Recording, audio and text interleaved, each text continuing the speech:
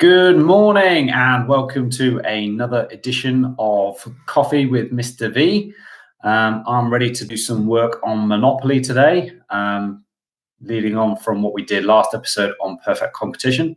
In order to participate with Coffee for Mr. V, go and grab yourself a cup of coffee or your favorite liquid. Go and put it into a mug, a cup or a glass. And with me, we're going to do the synchronized sip, and that's going to be the best part of your day. 3, 2, 1. I love coffee. So, Monopoly. Right, I've started to draw up a market structures spectrum. I'm doing theory of the firm, which, by the way, is theme 3 for the A level and 1.5 for the IB. You will come across 4 different types of market structures.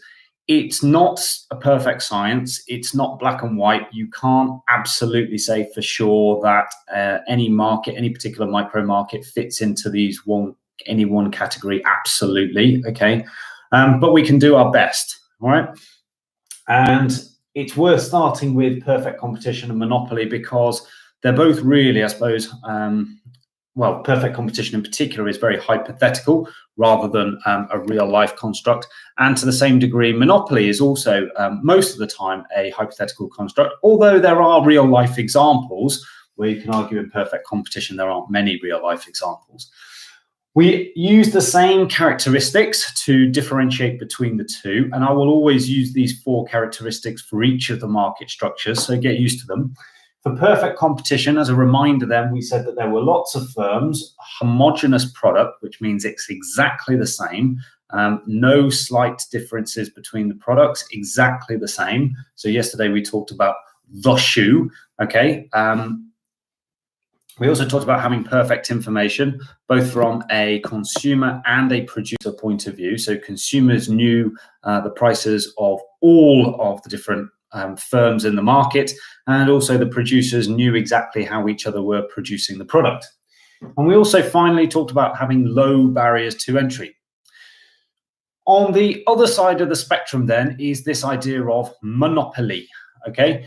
And as you can see, it's more or less exactly the opposite of what perfect competition is. Instead of having lots of small different firms, we just have the one firm.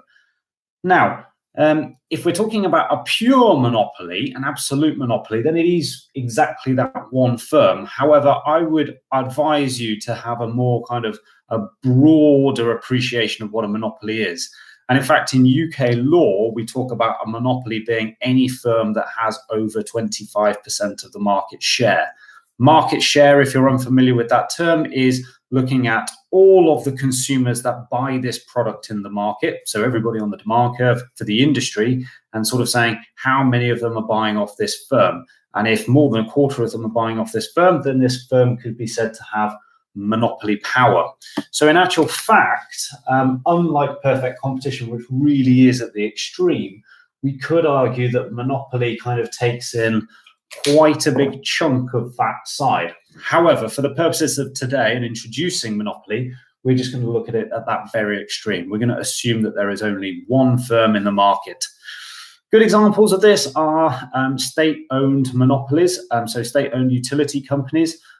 So prior to privatization, you would have talked about British Gas in the UK or British Coal. Obviously, they've now been privatized and you have more firms in the market. But in Russia, you might talk about Gazprom. The case study, the example that I like the best, and it's not quite a pure monopoly, but it does work quite well, is WWE, Worldwide Entertainment Wrestling, okay? Wrestling is a great example of a monopoly. Think about it. If you're a consumer of wrestling, if you want to watch wrestling, where are you going to watch it? The only place you can watch it is WWE.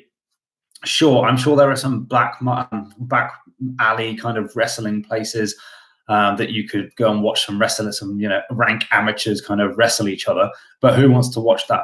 Basically, if you're watching wrestling, you're watching WrestleMania, you're watching the big, The Undertaker, The Big Show, The Rock. You're watching all those guys. All of that is WWE. So we've got one firm, we've got a unique product, okay? It's so differentiated that they're the only firm selling that product. Imperfect information. So this means that maybe consumers don't know about alternatives, or maybe it means that other producers don't know how you're making this product, maybe because there are patents, okay? So other producers don't know how you're making it. And high barriers to entry. I might do a separate episode on barriers to entry and the different types of barriers to entry. In perfect competition, we said they're low to non-existent. In monopoly, we have high barriers to entry. It's very difficult to enter this market. So that might be because there are high sunk costs. For example, nuclear power, it costs in the billions to set up a nuclear power station. Not everybody can do it. There might be extremely high brand loyalty. So even in something like the smartphone market, we might talk about how Apple has monopoly power, because even though we can produce other smartphones to rival the iPhone, we don't have the technology, the exact technology that Apple has in order to rival their market dominance. So high barriers to entry. So with this in mind, then you need to think about the demand curve, because as I've stressed all the way through this Theory of the Firm series so far, the diagrams that come from this all start with the demand curve. And let's just remind ourselves as well what we're trying to do with Theory of the Firm. We're trying to predict behavior. What is it that firms are likely to do in this market structure? How much are they making? What price are they setting? And how much profit are they making? And then also the efficiencies, which we'll talk about as well. So yesterday we talked about in perfect competition, the fact that you would get a perfectly elastic demand curve for firms in perfect competition, because if they were to raise their price, then you'd simply, as a consumer, you'd simply go to the other firm down the road and buy exactly the same product for a lower price. Monopoly, on the other hand, is very different. So monopoly would have a downward sloping demand curve, and it's likely to be much more inelastic, okay? I'm not going to say perfectly inelastic, but certainly inelastic. Now, why is that? That's because there's only one firm, and it's the only firm selling that. Sorry, I think I just paused there. I just froze for a moment, so I wondered if I should finish, but I'll carry on. If this firm raises its price, so let's take WWE as an example, okay? If WWE raises its ticket prices for you to go and watch WrestleMania, people will still pay it. Maybe fewer people will pay for it, okay? The number of people willing and able to buy a ticket maybe goes down a bit. We would contract along the demand curve, but actually sales would fall by a relatively less percentage change. Okay, so that is literally the definition of price and price inelastic in demand. I will just take these off for now. So if we have an inelastic but downward sloping demand curve, then from that we can draw our MR curve. MR, remember, has twice the gradient of AR. So it would start at the same place and then it would fall somewhere like that. Now, that's not the best drawing in the world of MR, because let's say that this AR curve goes to there, then really an examiner is looking for that curve to be approximately halfway, which it isn't really at the moment. So I'm going to have a go at that, drawing that again to make sure that the examiner would be happier with me, much better. So there's our downward sloping AR and our downward sloping MR, which has twice the gradient. Then we can draw our MC, Nike swoosh. So it doesn't matter whether a firm is in perfect competition or monopoly, it will always have a Nike swoosh MC curve, because that, remember, has been determined by the law of diminishing marginal returns. And there's nothing about the market structure which would change that. All firms, regardless of their market structure, are constrained by the law of diminishing marginal returns. We'll put in Q1. Q1, remember, is where MC equals MR, the profit maximizing level. We read up to the demand curve, which gives us P1. I realize that I haven't gone particularly straight. That wasn't intentional. It's just bad drawing.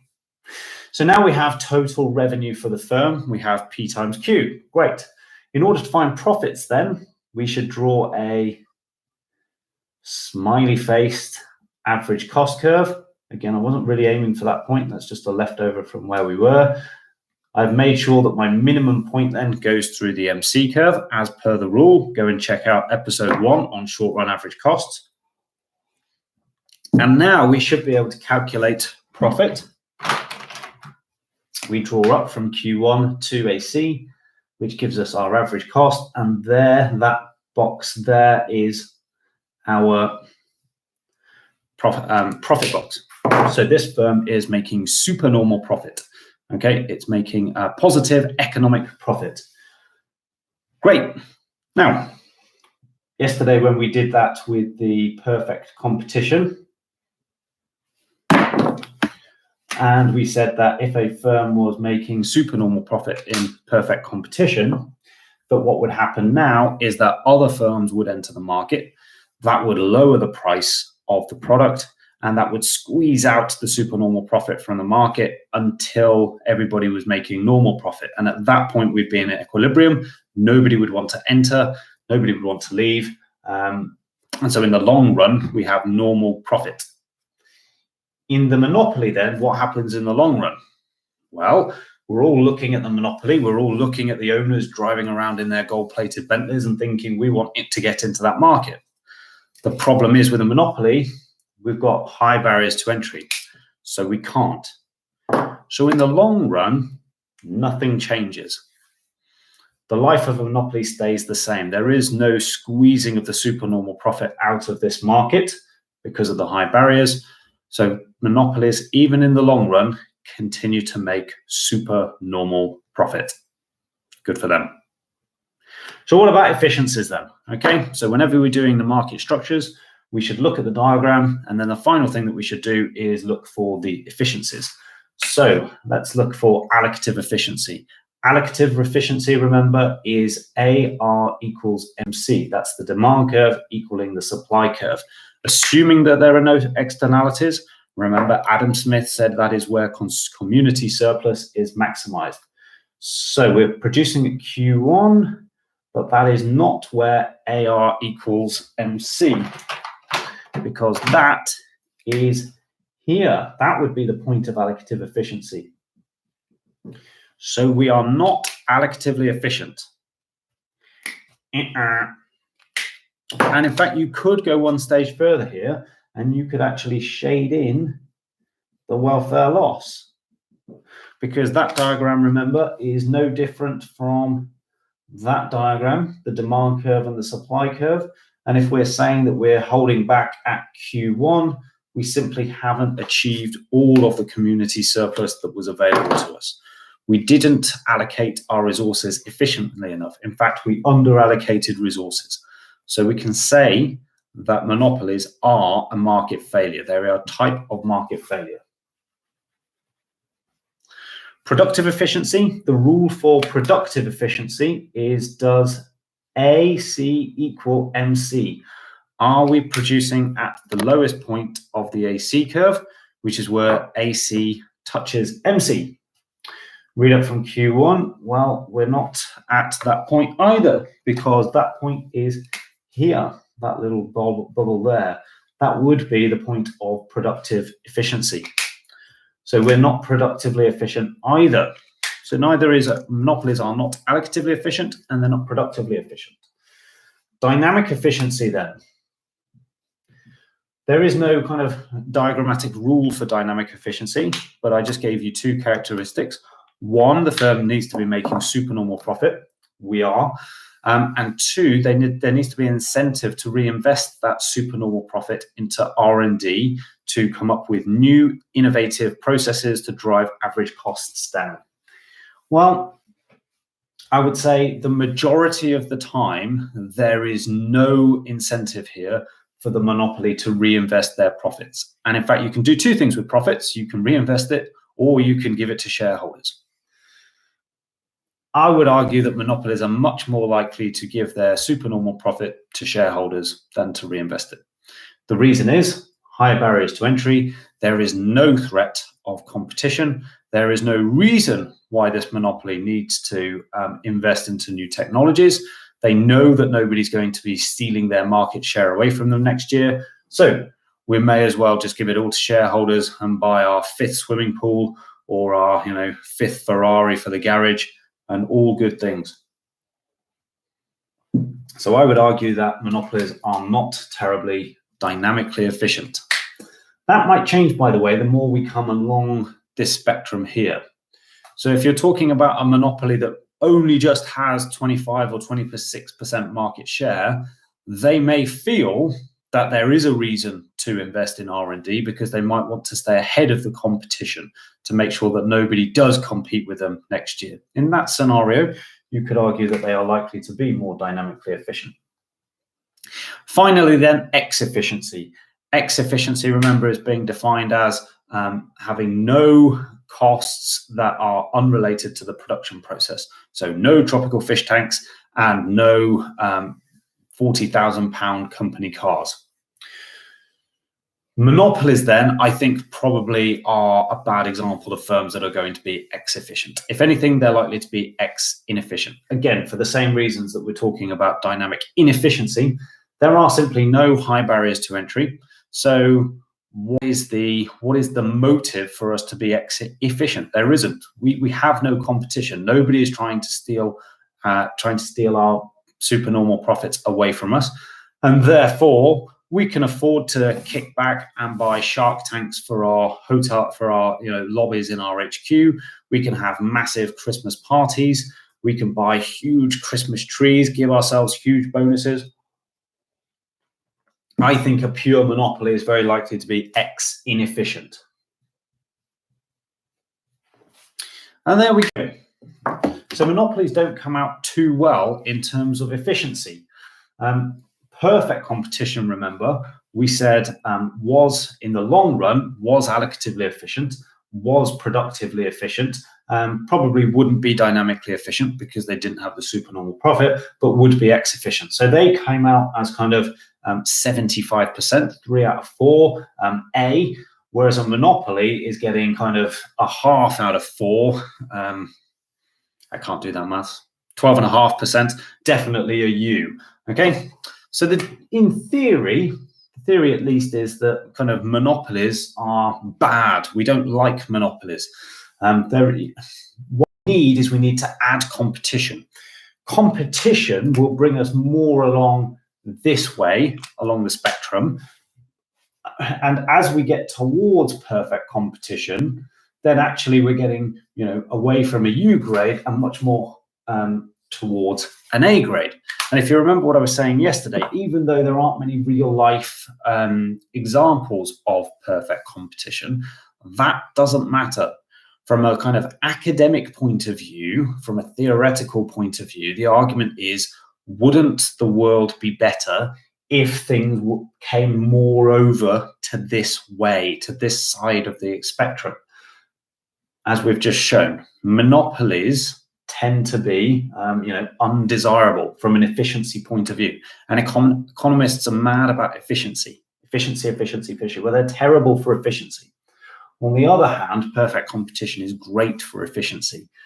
So the argument would go, shouldn't we be lowering barriers to entry? Shouldn't we be increasing the number of firms? Shouldn't we try and be working on policies to get more symmetric information, more transparency in markets, and sort of move these firms over, these market structures from here to here in order to improve efficiency? Fine. I think I'm going to cap it there. There weren't any questions about yesterday, so that probably means I did a good job for once, or maybe it means that people have stopped watching. Who knows? Okay, but if you do have any questions about perfect competition or monopoly, or about anything that we've covered in the last 11 episodes of Coffee for Mr. B, please do email me. Okay, I will be more than happy to give you my 2 pennies worth and the answer. Okay, cheers, goodbye.